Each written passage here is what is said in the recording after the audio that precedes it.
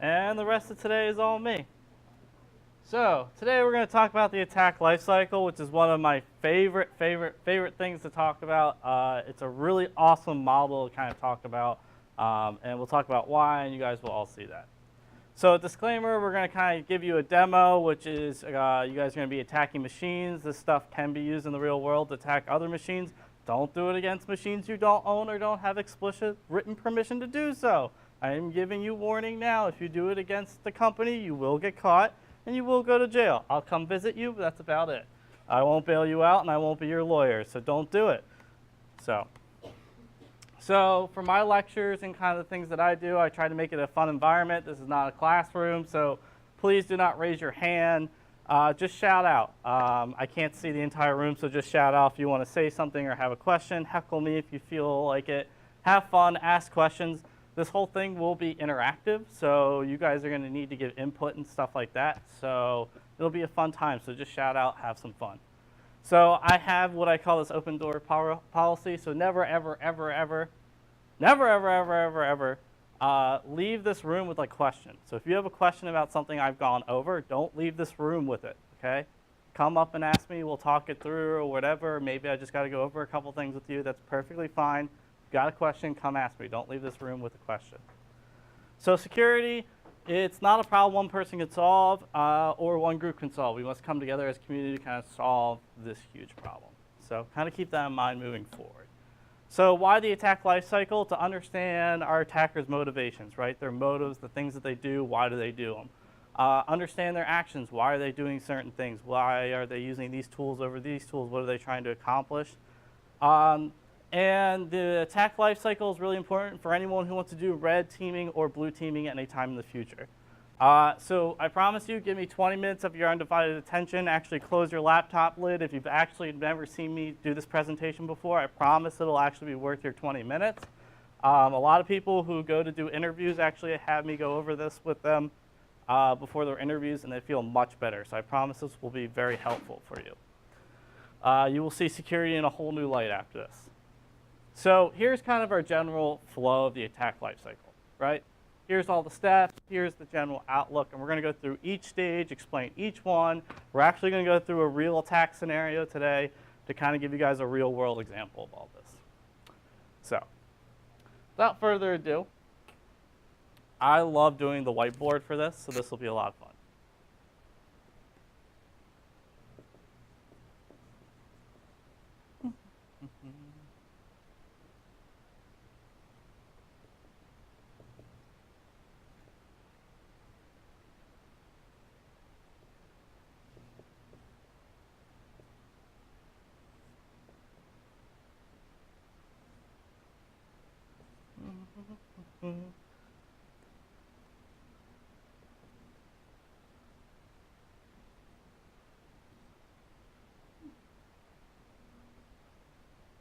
I'm short.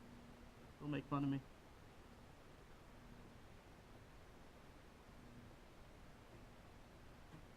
I think I'll manage.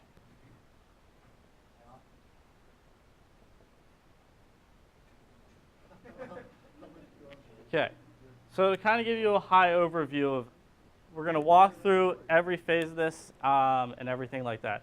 So first we have initial recon. Initial recon is where we kind of go and get as much information about the target that we're about to attack, right? So we're going to try and find as much public information as we can about them. The more information that we find here, the easier our attack is going to be later on, right? You know, if I got to develop an exploit and everything like that, it's going to take me potentially a long amount of time to actually do that when maybe they just have default creds on a service open on the public internet, right? Be a lot easier to do that second method versus the first method, right? So doing this internal recon can really make a big difference about how you do initial compromise, right? Your initial compromise is, okay, now I've actually got now I've actually got some type of shell inside the company, right? I have some type of control of a computer in the actual network, right?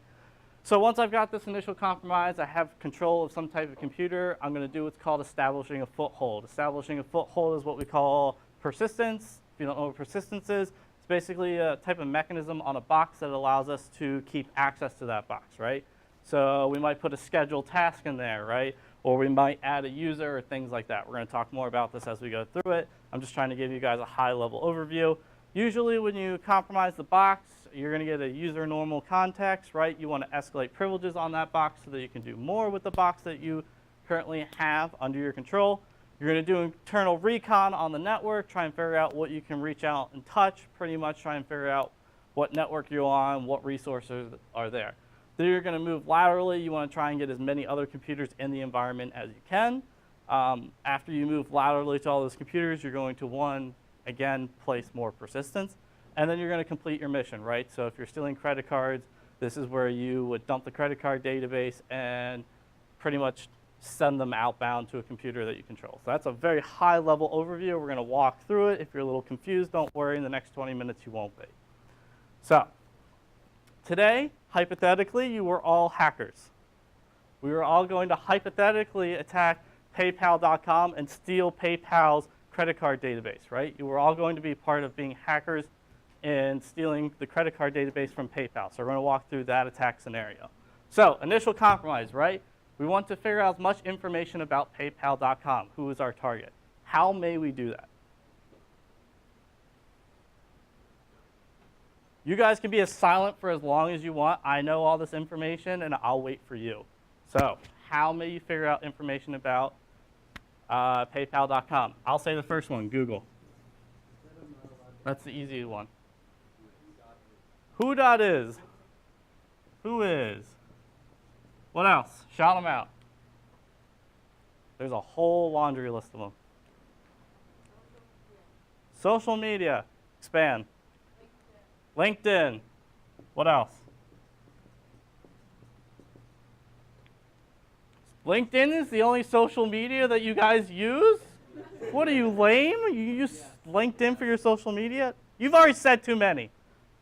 Someone else. Twitter. MySpace. Trying to get another one. He says MySpace. Facebook. Right? Other things like that, right? Has anyone ever heard of Google dorking? Okay. Can someone explain to the rest of the group what Google dorking is? Okay. So Google dorking is saying PayPal space file type space PDF, right? And basically Google will take all the documents that it knows about PayPal and all the PDFs that are associated with PayPal, right? So you can grab all these PDFs that PayPal has released, and that's really great information for you, right? So you can extract metadata from these PDFs, and a couple of things that you can get is, okay, one, you know the applications that they're using in their environment. From there, you might be able to get application versions, right? And you might be able to tell, are those applications vulnerable? Is there a known exploit or vulnerability for that application, right? That's really important, right? We haven't even moved off of step one, and we may be knowing vulnerabilities inside someone's environment just because of a PDF, right? Things like that. Usually you can find out where the file is actually being stored, and usually you can look at the file path and get someone's username, right? And that username is really important because it shows you the username schema for that environment, right? These are really big things to kind of pick up on. Other ways of kind of figuring out information about PayPal. There's one really big one that you guys missed altogether. How about their website? Too easy, he says, right? You want a challenge, he says, right?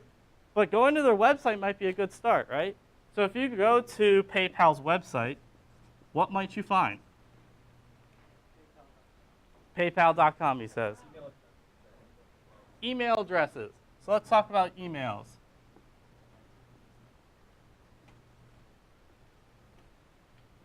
So usually we have the username, the @ symbol, and then the domain, right?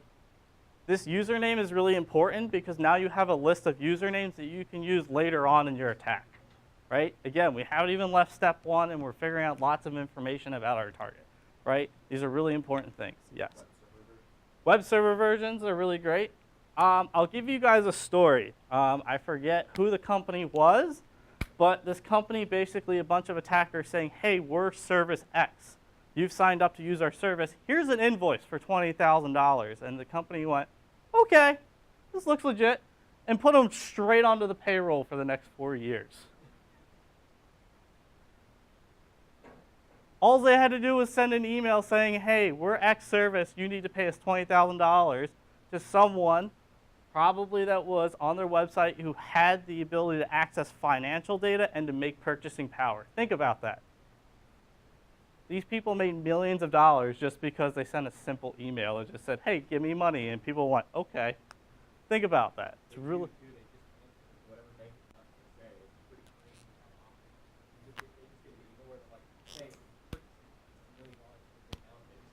Yeah. You guys sit here and laugh, but this happens every day. And this is part of your guys' job, right? And we haven't even left step 1. All right. So we're going to move on to step 2, which is initial compromise, right? So basically, we're going to take the approach where we're going to send them a phishing email, right? We're going to send them a malicious document. That's how we're going to kind of go through this. Probably one of the best ways to do about doing this, right? So I'm going to take that one off the board and go social engineering. But there's also other ways to attack a company. How else might you attack a company? And the room is silent. Can't wait to give you all jobs. Well, it's similar to social engineering, but facility pen testing. So, Sure. Yeah. So if I can get physical access to your place of business and stick a USB drive into a computer, sure, why not? Right? Someone leaves a computer open, sure, why not? How about Yep. Exploitation, I'm just going to keep it simple, but yes, exploitation and vulns, it's not that common, but it does still happen, right? Equifax, what was it? I think it was Equifax. They had default creds on a service. Default creds on a service. Default creds. This still happens in what, 2018? What was it, 2017, right? Things like this still happen. All right, establishing a foothold, right? Once we've gotten some type of access to a box, what might we want to do to kind of establish a foothold, which is usually called persistence. Persistence is just a fancy term for keeping access to a box. So again, one type of persistence is like scheduled tasks, right? So we might put a scheduled task on a box that calls back to a box that I control every day at 9 a.m. So if the security the security team catches my initial compromise, right, but they don't find my persistent mechanism, I just got to wait until 9 a.m. the next day for a new shell to come back, right? Things like that are really effective. So what other type of mechanisms might I use? Sure. Modify service. That one's really hard, but really good. What else? Put your hand down. You said too much. And the whole room is silent. The whole room is silent. How else might you keep access to a box? Nothing? How about user accounts?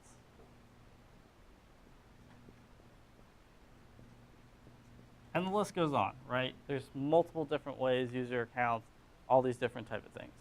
Then we got escalating privileges. So let's say you've popped Sally in HR. Usually she's going to have a normal user context, which means she has low privileges on her box. Hopefully, fingers crossed, right? Hopefully, she doesn't have administrative privileges on her box. So we're going to continue with that scenario, right? So usually you're going to use some type of operating system vulnerability or exploit to kind of escalate your privileges on that box, right? You may also use social engineering techniques to kind of escalate privileges. I know a pen testing company, they do this tactic where if they can't escalate privileges on a box, what they do is that they make the box incredibly impossible for the user to use. They just make it so frustrating that the user picks up the phone and calls IT. Then IT comes down and they log in with their administrative credentials on the box. And guess what they just got? Administrative credentials to the entire network, right? Think about that. These are some ways that you can kind of get around these things, right? And that's kind of a social engineering type attack. All right, internal recon, right? So we want to kind of see what else is on the network, right? What else can we reach out? How can we learn about where the credit card databases are? How can we learn out what we can touch, right? So one type of example is kind of like a ping scan. What other type of things might you do to kind of figure out what other computers are on the network, resources, or anything like that? I know you all know this because you've all taken CSEC 101. So there should be way more hands up, and I'll wait for responses. Put your hand down. You've already said too many. You too. Let's hear for some new people. Look at their Active Directory and try to find more users, that type of stuff. Yeah, you can do LDAP queries against Active Directory. I've actually never heard that one before. I like that one.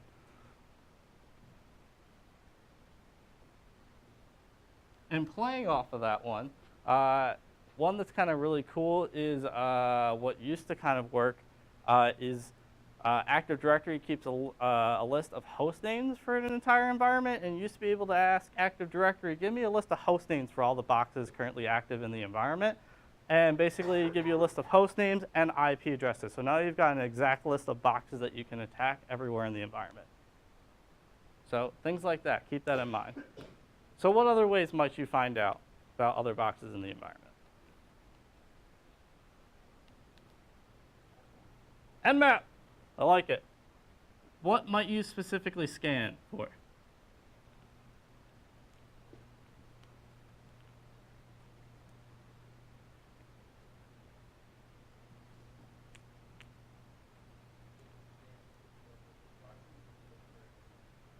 Great, right? So you may kind of look for common ports that are open, right? So a common port for Linux is port 22, which is associated with SSH. For Windows, there's usually 137, 138, 139, and 445 for NetBIOS and SMB. Those are really common ports for Windows, right? So these are kind of different ways to kind of fingerprint whether it's a Linux machine versus a Windows box. You may also want to do like things scanning for port 80 and 443, which is looking for web services, right? So what type of interesting web services may be running on a network?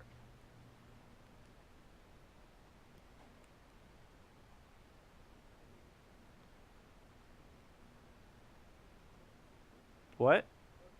What type of websites? Yeah.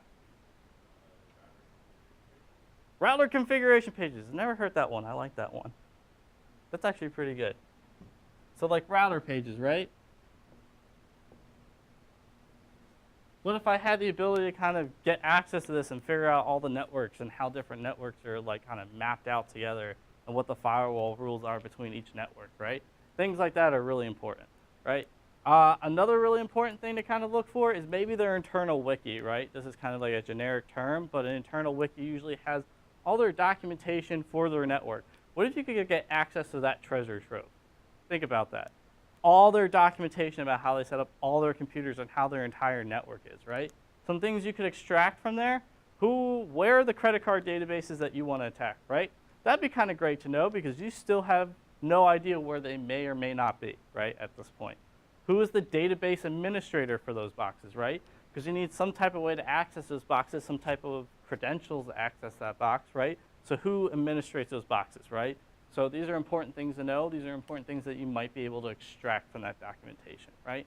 A lot of people still have open shares a lot, right? So open shares so that people can just have an open share to drop files onto and share with employees, right? Sometimes they will have authentication, sometimes they won't, right? And if they don't, you can just go in there and just grab all this sensitive information and documents and things like that. And again, you'd be really surprised what people will just put into an open share.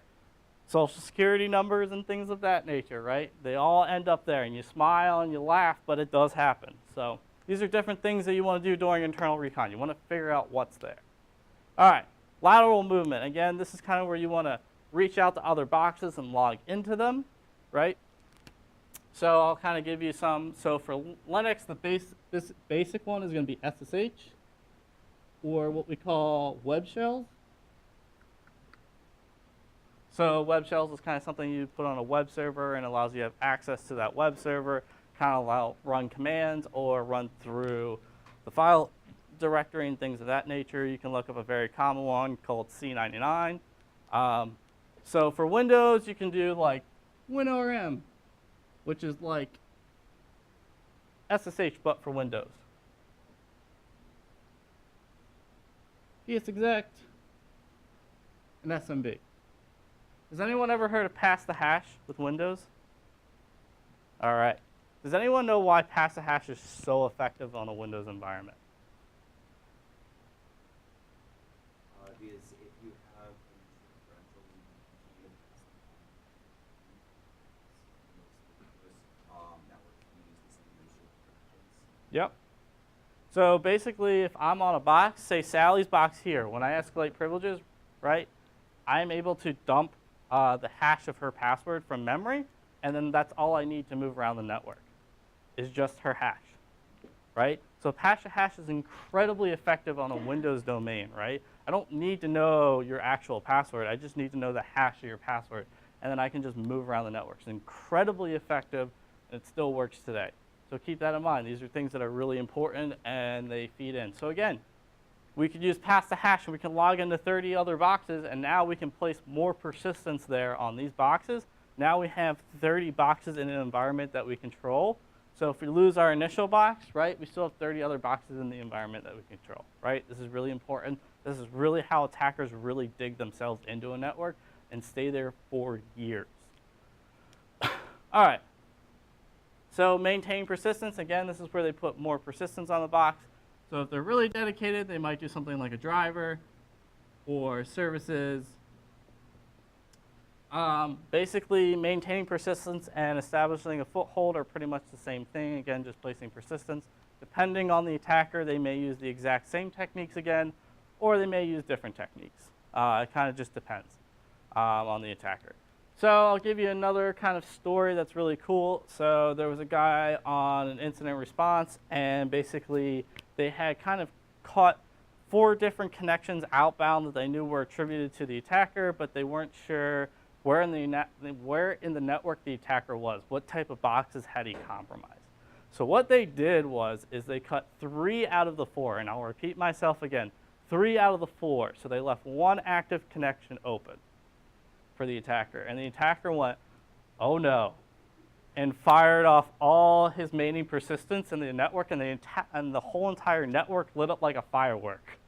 And they watched all these boxes become active and start calling back, and they watched all that, they killed all the connections, and they did a cleanup. So things like this can be really effective, things of different ways to kind of think about this. All right, then we do complete the mission, right? So we finally found, I don't know, Bob on the database team, right? We finally found a way to his box, and we finally found a way to grab his credentials with a keylogger, right? We finally found a way to move ourselves all the way to the credit card database. Now it's our time to dump the credit card database, right, and kind of exfiltrate that data outside of the network, right? Get it outside of the network. We want those credit cards, right? They don't do us much good when they're on the inside, right? So what are some different ways you might move data out of the network?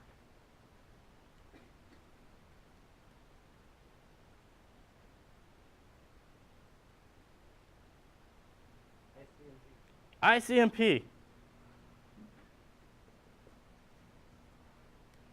which is the ping protocol for those who don't know, or ping is part of ICMP.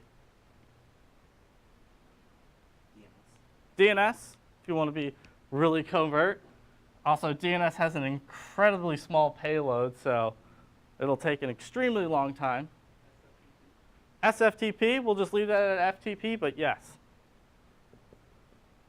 DNS payload will take an extremely long time, so we'll leave it at that. Any other things you might use?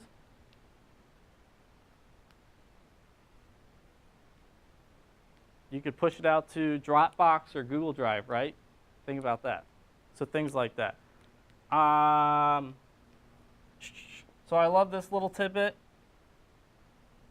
Why is it better to use RAR versus zip when you want to exfiltrate data as a red teamer? Anyone have an idea? Probably. Is the RAR header like not at the start of the file or something? Very good. Yeah. So with RAR is that the data that not decrypts, but uncompresses the data is at the beginning. With zip, it's at the end. So if I detect you halfway through as a defender, I can cut that connection and you've lost all that data, right? But with RAR, it's at the beginning, and if I catch you halfway through, you still get half of that data, right? That's really important.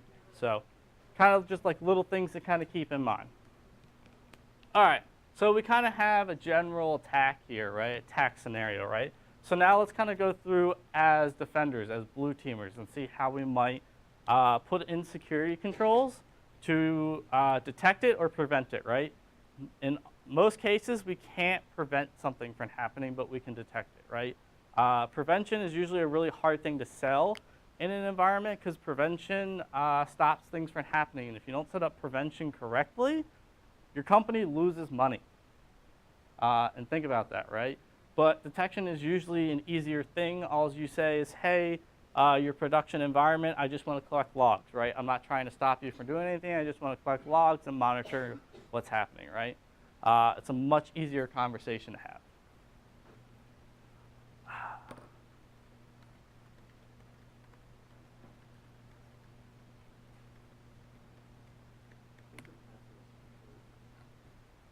That's probably true.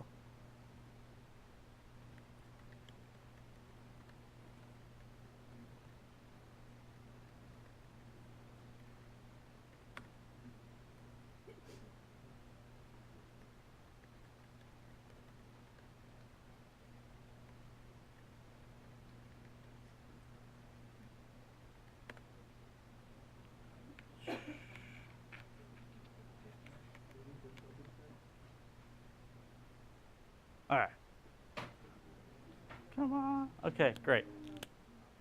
Okay, so how may you detect or prevent someone doing initial recon on your company?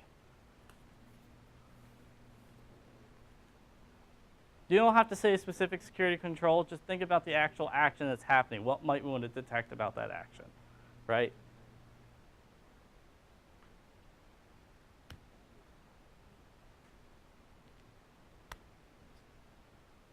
So we got Google, Whois, LinkedIn, Twitter, Facebook, things being posted on your website such as email and things like that.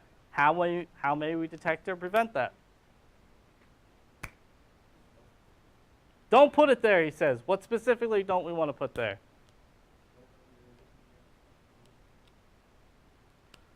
I like it. However, is that ever going to happen? No, that's a really hard policy to say. We as a security team are going to take authority. You can't make anything public, right? Not going to fly, right? They're just going to rehire a new security team, right? But you may put a policy in place that says, hey, before we ship out these documents, we want to scrub that metadata, right? We want to take that metadata, clean it, remove it. You can actually go through that process and remove it. What else? How about the emails? What about them? What might we do about the emails that are public? We need to have emails public because we need people to be able to contact us. What may we do about them?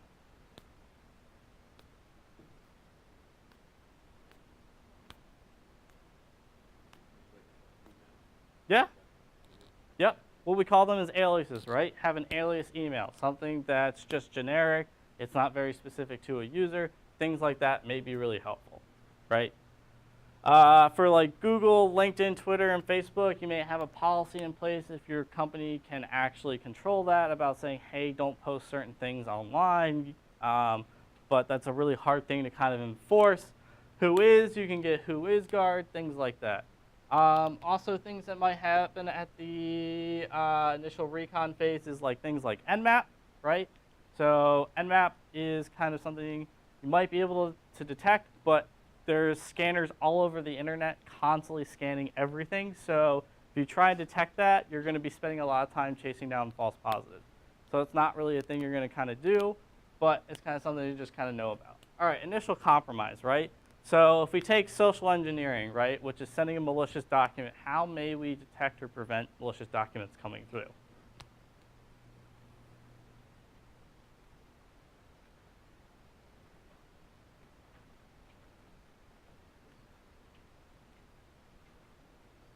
So usually malicious documents are going to leverage some type of vulnerability or exploit in a known vulnerability or exploit in a vulnerable web, or sorry, in an application. So what might we do to stop that?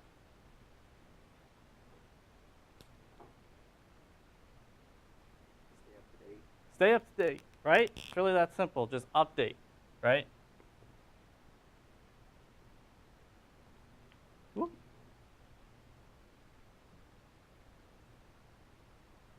updates, right? Anything else? You guys are so boring. None of you are talking. This is the one thing you should learn like 30 times in your CSEC career, not Nmap. Promise you that. I will tell you that like I used this model 2 weeks ago. I had 6 interviews. I used it in 2 interviews of those 6 interviews. So I talked about this for 2 whole hours out of 6 hours. This is one of the best things. So updates are the only way we can kind of stop initial compromise from happening. That's it. Are updates going to help you with default credentials? No. Change your credentials? No. Right? So change your credentials, right? But change creds is very easily said than done. So you can do things like vuln scanners, which are actually have the ability to actually like detect what the application is and try default creds for that application, right? So that's kind of one way to go about this. It's kind of like a vuln scanner.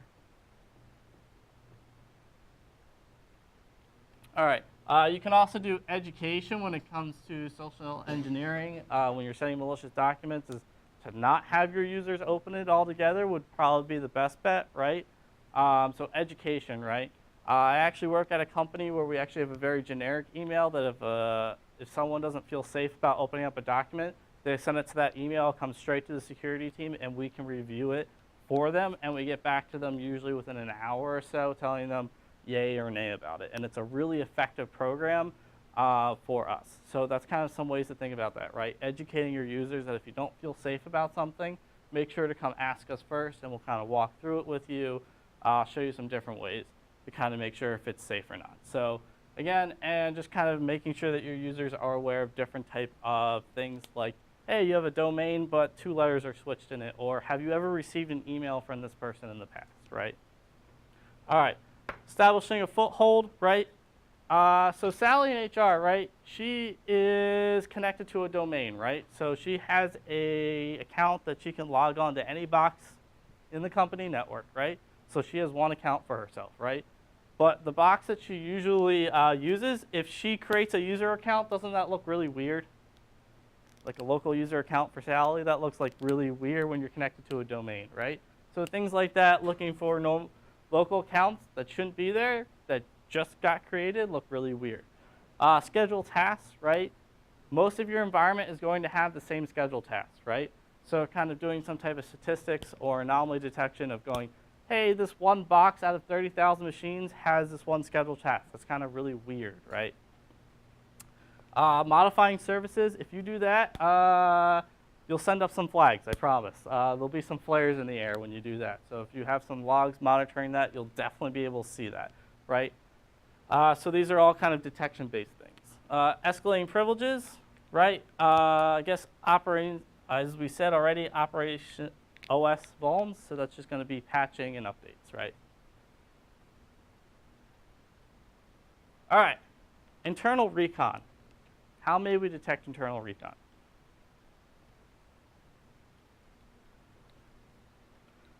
Doesn't it look really weird that Sally in HR is Nmapping people? No, that's kind of normal for her. Is that just? Oh, so she's got some extra tasks on her plate. I like it. She's taking initiative of herself, right? So Nmap does have some signatures that are kind of detectable if an attacker doesn't change them. So those may be some things that we kind of look for, right? It looks really weird that one box in our environment is trying to talk to 200 plus boxes all at once, right? Right? Things like that may be things you want to look for, is a box that's having a one-to-many connection in a short amount of time. LDAP queries, right? If we have 30,000 users, it's kind of weird that one box is asking for 30,000 users all at once, right? Yep. So things like that, right? All right. So lateral movement. Has anyone ever used PSExec? Scott has. You have. Okay. So I'll tell you, PSExec, right?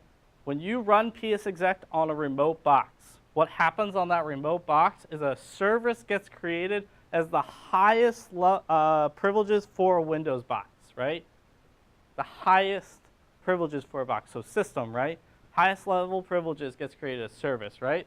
That creates a lot of alarm bells, right? A lot. And the service is called PSExec. So it's a very big red flag, and it's probably something you want to look for in your logs is PSExec being used in your environment. It was a really big staple within the last 10 years being used as a system administration tool, but we've kind of migrated away from that tool. So it's really not being used all that much. People are starting to move towards WinRM or things like Puppet and Chef to kind of remotely manage these boxes, at least for Windows. So if you use PSExec, maybe something to kind of look into. If your company actually does use PSExec for remote administration, your IT department probably has a set of boxes that they use to do that, right? So if you see a box outside of that scope using PSExec, probably something you want to look into, things like that. All right, so maintaining persistence, again, as we already talked about, putting drivers and services on a box that are new are going to create a lot of flags and things like that. You want to look for that. All right, completing the mission.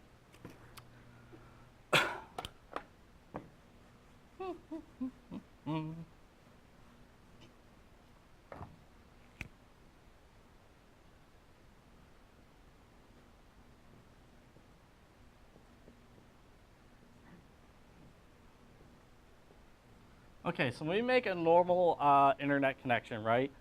This is you. You make a normal internet connection to the web server for some type of data, and if it needs to, the web server will reach out to the database for that data. The database will grab it, bring it back to the web server, and the web server will return the data to you. Does the database ever directly send you the client data? Does that ever happen? Hopefully not, right? I've never seen a setup where it does that, and if it does, that's really bad. So again, back to our scenario where you are dumping credit card data, right? And you're dumping it straight from the database server, right? This looks weird. This looks bad. This should never happen, right? So how do we stop these type of things from happening? How do we stop the database server from reaching out? DMZs, yeah. Firewalls, right? Put a big old wall of fire here, right? Saying, hey, we're not going to allow our database to connect outbound, right? Only connections that are initiated outbound to our web server, and then our web server is the only thing that's allowed to talk outbound, right? That's kind of one way to really mitigate this type of thing, right? Or to really control this type of thing. It's a really good preventive control to kind of put in place. Also watching your boxes and seeing how much they're exfiltrating outbound, right? Usually you'll have your database server will not be talking externally a whole lot. So if in one day it starts talking 10 gigs outbound, that may be something you want to look at, right? So network statistics will really help you here. So I know we covered a lot and I threw a lot of stuff at you guys. I know it's a lot to chew on. Does anyone have any questions about anything we just covered?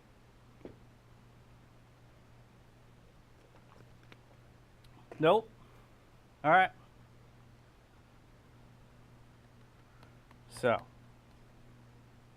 So I'm just going to cover this kind of just to reiterate. The attack lifecycle and a competition, like within the first 10 minutes, right? So to kind of just break it down. Initial recon, red team already knows all the details about the infrastructure before you do, so they don't have to do a recon in a competition. We already know the entire structure and setup and all the boxes and where they are, right? Initial compromise, we already have credentials, right? We already know the vulnerabilities, we already know the services, we already know all that. So we know exactly where to put the pain, we already know exactly how to log into your boxes, right? Established persistence, this is where red team puts the biggest amount of focus into is to this phase, right, to making sure that we keep and hold on to your boxes, and some of these red teamers are really good at that. So I promise you that. Privilege escalation, right? We've already been given administrative credentials, right? We don't really need to escalate privileges. There's really no point for us to do that. Internal recon, again, we already know the entire infrastructure, so there's no need for us to do that. Lateral movement, again, we're going to have access to all the boxes in the beginning, so there's really no need to do that. Maintaining persistence, again, we're going to do this throughout the competition, make sure that we're like keeping access to all those boxes. Complete the mission. This may include overwriting your bootloader with Flappy Bird if we feel inclined to, or to just challenge you overall. So just kind of some concepts before we get to the red team demo to talk about C2/red team infrastructure concepts, to kind of help you guys talk about these things at a very high level. So here we have a reverse shell and a bind shell, and I'll kind of just go over very generically the difference between each one. So here on the left, we have a bind shell, right? So we have our attacker here on the left, and we have a vulnerable box here, right? So basically, we are initiating connection as an attacker to the box we want to attack, and basically, we're able to set up some type of connection where we could control that box that way, right? So that's in a bind shell. We're initiating its connection as an attacker, right? But that doesn't always work. If we have a firewall, it's going to be almost impossible to do a bind shell attack, right? So usually bind shell attacks are not the way we're going to go about it. We're going to use a reverse shell, right? Where we have some type of intervention on the vulnerable box that runs some type of code that calls back to us, the attackers, right? And this is usually the most common thing that we'll use is we'll have the box kind of call back to us as the attacker, right? And this is a reverse shell. It's the most commonly used thing. And we're actually going to do a reverse shell today in our red team demo. So just kind of some high overviews of C2 channels if you want to look at this later. In an actual environment, like during an actual pen test, what you'll actually have is you, the vulnerable box, there's a firewall here. You'll have what we call redirectors here, and all these redirectors will call back to a team server. So again, when the redirectors get traffic coming in, they just redirect it all to the team server, right? And this is a really important concept here, right, to kind of understand during a pen test and also with actual attackers, right, is they'll have these things called redirectors, right? So let's say, for example, R1 here, right? R1 will be the box that sends phishing emails, right? So we'll send like 30 different phishing emails, right? And you detect this phishing email as it comes in, so you block R1's IP address, right? But let's say one out of those 30 people opens up that email, right? That email is actually going to call back to R2. So it's great that you blocked R1, but it doesn't do you any good, right? Because that malicious email is going to call back to a totally different box that you know nothing about, right? And then, okay, me as an attacker, I do some more work, and I place a persistent mechanism, right?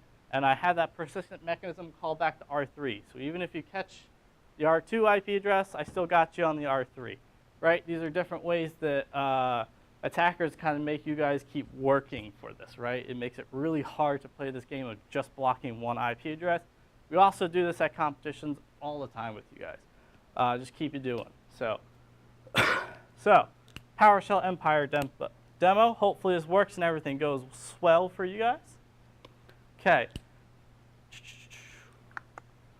So PowerShell Empire, kind of a high overview. It's a post-exploitation agent. So actually, after you have some type of initial access to the box, you can run this thing on it.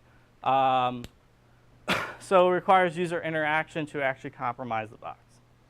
So this demo, why is it important? You guys get to actually become the adversary, right? You get to actually become the red team person because it's fun. Also, we're going to kind of go over the scientific method here, right, a little bit. So we're going to kind of go through the red team portion, which will be fun. We're going to do that together. And then the actual challenges that you guys submit for points will be the blue team side of things. How do you detect this actual attack, right? This is kind of going through like the scientific method of going, how to create a hypothesis of going, okay, the red team initially attacked me with this. How do I detect that? And that's basically what this whole entire demo is how do we do that, right? And this is really important for competitions if you really want to do that, about how to set up some type of environment where you're running a red team activity and then detecting it, right? Understanding that every action done by the attacker makes a change. That change could be a creation, modification, and deletion. So it's basically, how do I detect that, right? How do I detect that change? Also, by the end of this demo, you'll be able to detect Empire on a box and be able to stop me at competitions. So if you do all the challenges, you'll be able to detect Empire on a box. I'm not holding anything back. You'll be able to detect me. So have fun. I use Empire all the time. So if you're going to UB, I'll be using it there, and RITSEC in the spring. So yeah, so here's what I need you guys to do. So you guys are going to need to open up VMware Workstation. Also, these slides with all the instructions are now in demo help, as well as the little script and a couple other things. Okay. So open up VMware Workstation. You're going to need to set the CSEC Kali 2 VM to bridge mode for the network card. This is actually kind of important, so make sure you set it to bridge mode and then start the VM.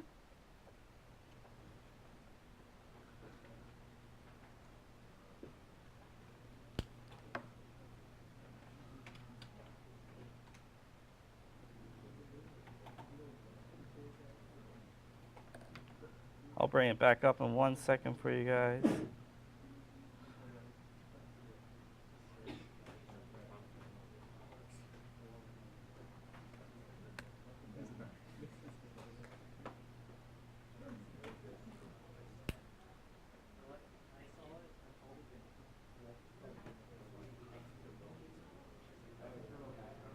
Once you guys actually get the box booted up and started, you guys want to open up a terminal and run the second command, which you guys are going to pull down Empire onto your boxes.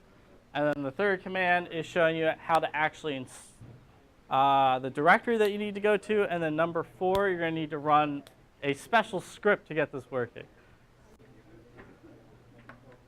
Yes, this is a bash script with a TXT extension that only has pip commands in it, because I didn't want to figure out the versions for .txt. I mean, it makes sense. Pip is a pain. If anyone is having any issues installing or doing anything, let me know.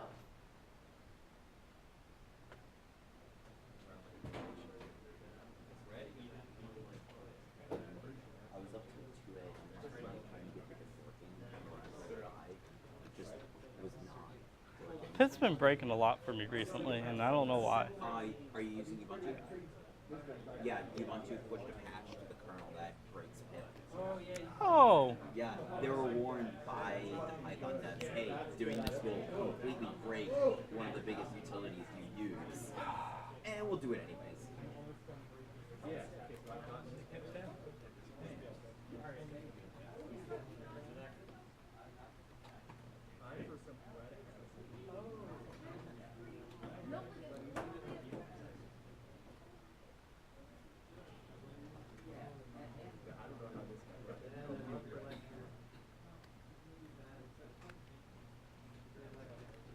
thanks, bud.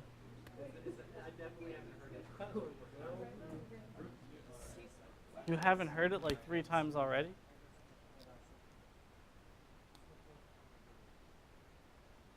Never hurts to hear it again. Hopefully someone will teach it when I'm gone.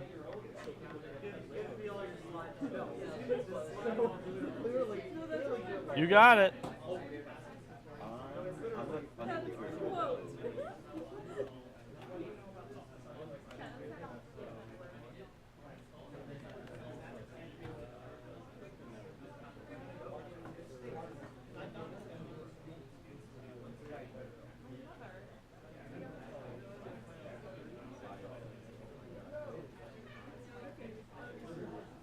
I'm bridged, but it's still not working. Yes.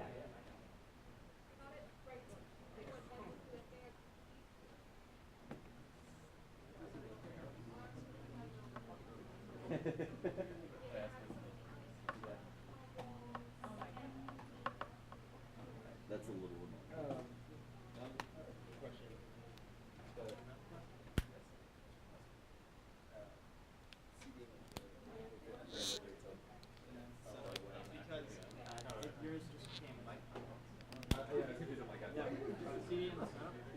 Yes. Because if you don't, the install script is really dumb, and it tries to run the script not to run it. It just fucking knows it.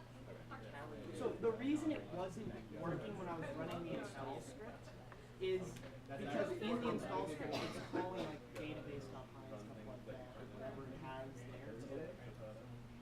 But when you run it from a different directory, it tries to find that script in your own directory, not where the install script is. Ah. It's so dumb. And then I had to install all of those to fix it too. Oh, There's 6 things I had to install to fix this. in the future, you can run those all one-line install kit. Just delineate licenses. Sure. So I believe it was a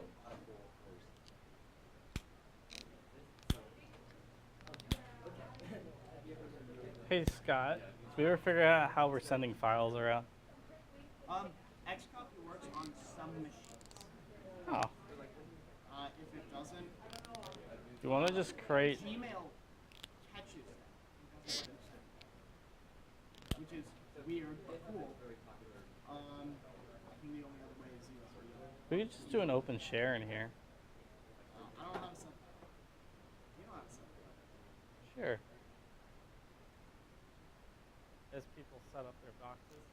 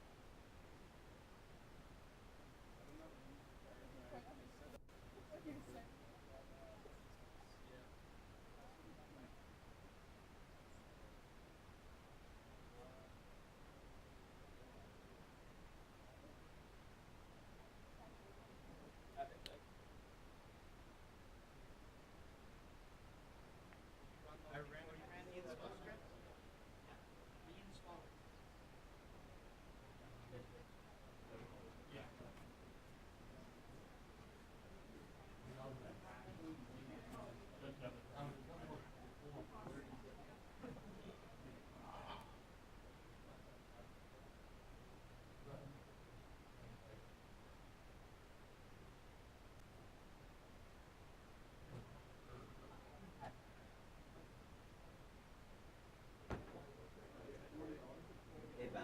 So, I wasn't able to access the network on Bridge. Opted over to NAT to download Empire. Should I switch it back to Bridge? if you can, hopefully Bridge will work. I was told it was working here, and then, yeah. Okay. It's supposed Hopefully. to, but I'm stuck on wired. I can tell you, Bridge works in Columbia. All right. Like the worst. Where's everyone at? Did everyone run the install script? Are people still running the install script? Remember, guys, run the install script and then run demo.txt or else it breaks. Wait. Yeah. No, install script first and then run it. Because that fixes it after it installs. I know.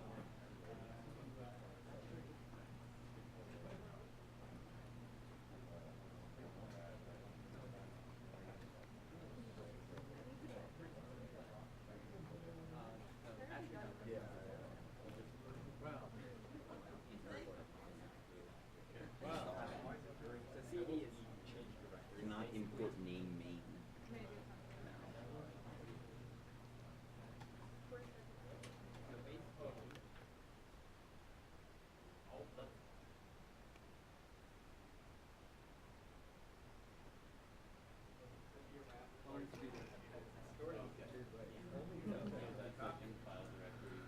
Still installing, guys?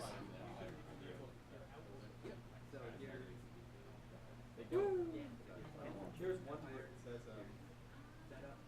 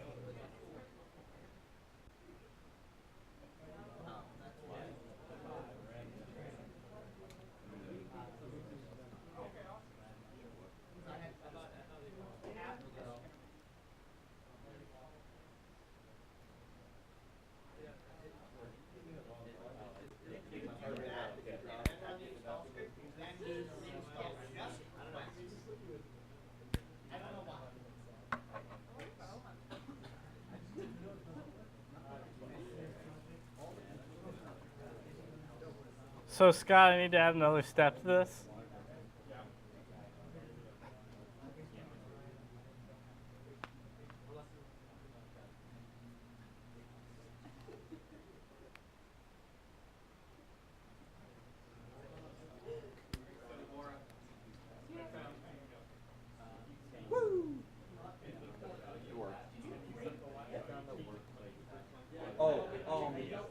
What's the error? What's the error? Okay, go to, Vim, what is it? User Vim.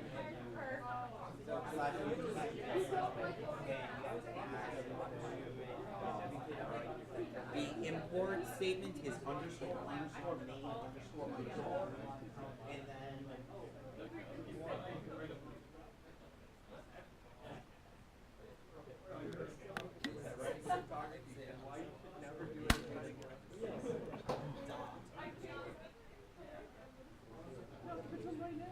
Flip them off while you solve this family.